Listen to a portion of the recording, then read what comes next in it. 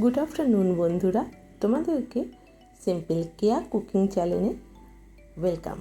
কেমন আছো তোমরা সবাই বলো? ভগবানের কাছে প্রার্থনা করি তোমরা যেন সবসময় ভালো আর সুস্থ থাকো। আজকে তোমাদেরকে একটা এগ রেসিপি দেখাবো, মানে ডিমের রেসিপি, কিন্তু একদম অন্যভাবে। ডালও থাকবে আবার ডিমও থাকবে। এটা ভাত রুটি দুটোর সাথেই দারুণ লাগে। রেসিপিটা দেখেই নিশ্চয়ই বুঝতে পারছো কতটা লোভনীয় আর কত সুন্দর কালারফুল হয়েছে, আর খেতেও কিন্তু দুর্দান্ত স্বাদ হয়।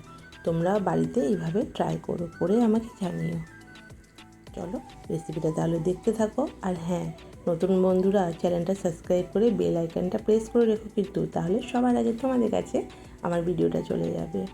আর যারা আমার পুরনো বন্ধুরা রয়েছে তারা লাইক কমেন্ট করে দিও প্লিজ। আর নতুন বন্ধুরা অবশ্যই লাইক কমেন্ট করো, কিন্তু যাতে আমিও তোমাদের পরিবারে যেতে পারি।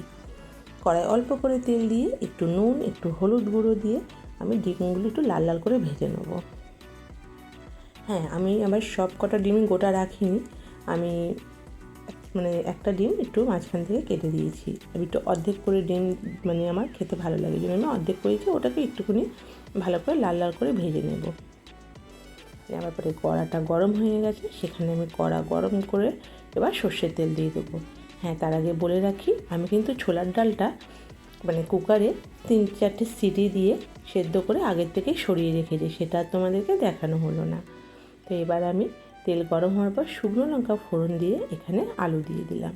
ছোটো ছোটো ডুমো ডুমো করে কেটে রেখেছিলাম আলু, বেশি বড় করে কাটার দরকার নেই। সেখানে আলু দিয়ে এবার একটু উপর দিয়ে নুন দিয়ে দিলাম, দিয়ে আলুগুলো একটু ভেজে দেবো। আলুতে নুন দিয়ে ভাজলে কি হয় জানো, আলুটার ভেতরে বেশ সুন্দর নুন ঢোকে, আলুটা খুব তাড়াতাড়ি সিদ্ধও হয়ে যায়। আলুটাকে ভালো করে একটু ভাজা ভাজা হয়ে গেলে এবার আমি এখানে পেঁয়াজ দেবো।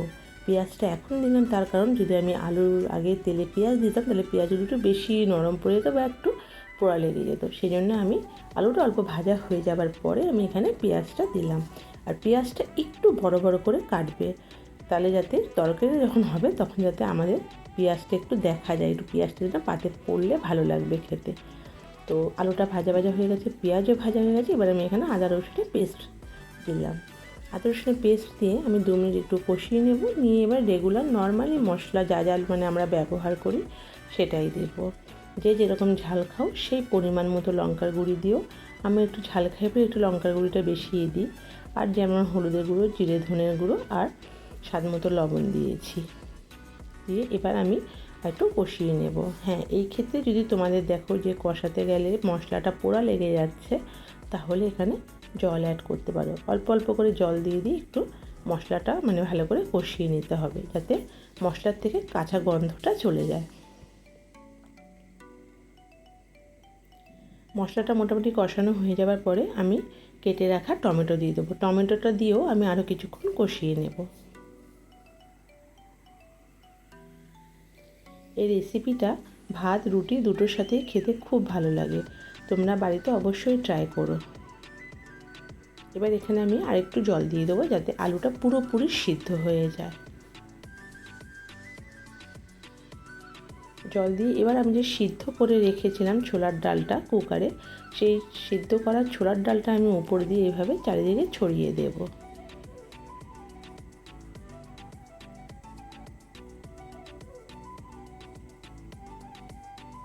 আর যে গোটা ডিমগুলো আছে সেগুলো আমি এইভাবে উপর দিয়ে এখন দিয়ে দেব। যেটা আমি ডিম কেটেছি সেটা কিন্তু আমি এখন দেব না। কেন দেব না একটু পরে দেখো, বুঝতে পারবে। দেখো, ঢাকা দিয়ে দিয়েছিলাম, এবার আমার আলুও গলে গেছে আর ছোলার ডালটা যতক্ষণ একটু বাকি ছিল পুরোপুরি রেডি হয়ে গেছে। এবার একটু ভালো করে নেড়ে নিয়ে এর মধ্যে একটু স্বাদের জন্য কিন্তু চিনিও অ্যাড করতে হবে, অল্প একটু চিনি দিলেই হয়ে যাবে, সামান্য একটু।